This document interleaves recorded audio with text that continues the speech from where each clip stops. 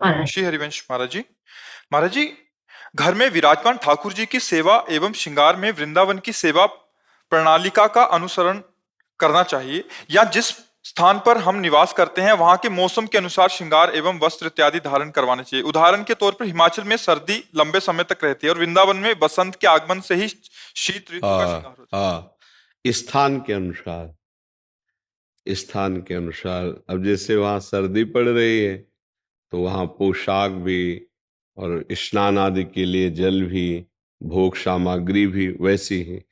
क्योंकि स्थान के, अगर स्थान भेद में ऋतु का भेद है तो हमें सेवा पद्धति के अनुसार भावना करनी है। जैसे सेवा पद्धति की भावना क्या है? आत्मवत, पुत्रवत, प्रीतम, कांतवत। तो जैसे हमारा पुत्र है उसे स्नान कराना है और सर्दी है तो हम कैसे स्नान कराएंगे उसको? उचित जल, क्योंकि उसको पता नहीं है कि उसको कैसे स्नान कराना है। तो हम देखेंगे कि हाथ डाल के देख, हाँ अभी थोड़ा ठंडा और मिलाना चाहिए, अभी थोड़ा गर्म और। शरीर आत्मवत, हमारे शरीर को जैसा जल अनुकूल पड़ा वैसे हम प्रियालाल के स्नान में प्रयोग करते हैं।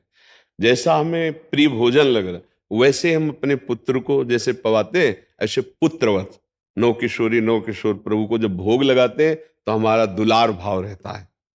जब हम स्नान कराते हैं दुलार भाव रहता है।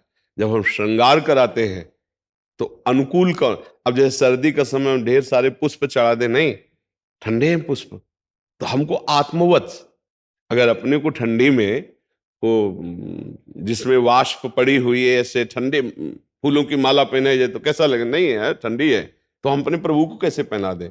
तो यहाँ तो बसंत से अनुकूल हो जाता है, तो किसका प्रश्न है? हाँ, तो जैसे उधर है अनुकूलता नहीं है ऋतु की, तो आप अपने ऋतु के अनुसार वहां चलें। जैसा वहां का वातावरण है वैसे प्रियालाल को भोग लगाएं, वैसे प्रियालाल का स्नान करें, वैसे प्रियालाल की पोशाक। अब जैसे अभी पीछे सर्दी थी तो सामने अंगीठी और गर्म कपड़े। अब जैसे ऋतु का परिवर्तन हुआ तो वो सब हट करके अब शीतलता और चुनरी ऐसे हल्के।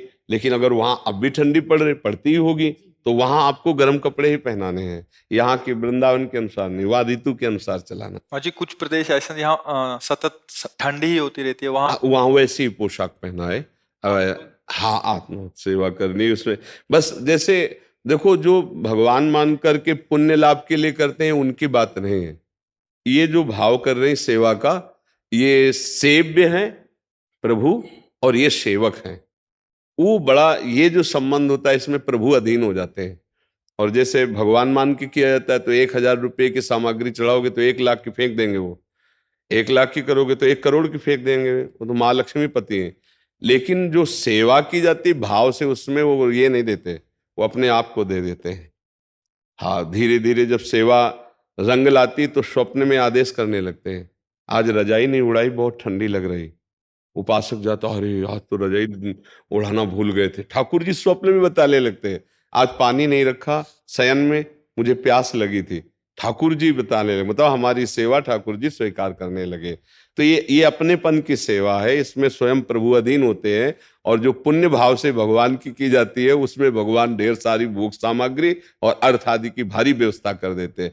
ऐसे बहुत कम जन होते हैं जो प्रभु को दुलार करने के लिए प्रभु की सेवा करते हैं।